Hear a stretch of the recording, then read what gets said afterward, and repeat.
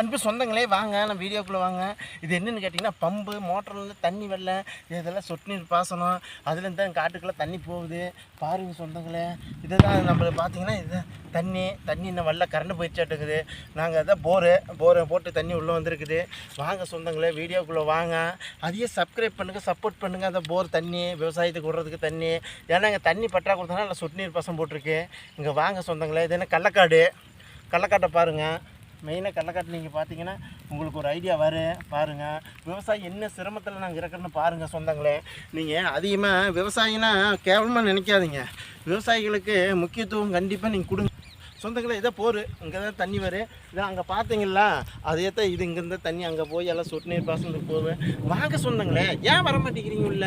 நம்ம இதான் நினைக்காதீங்க. விவசாயி கண்டிப்பாக சப்போர்ட் பண்ணுங்கள், ஷேர் பண்ணுங்கள், அது இது பண்ணுங்கள். கள்ளச்செடி நம்ம கடலை சாப்பிட்றோம்னா அதே செடி தான் கள்ளச்செடி. வாங்க,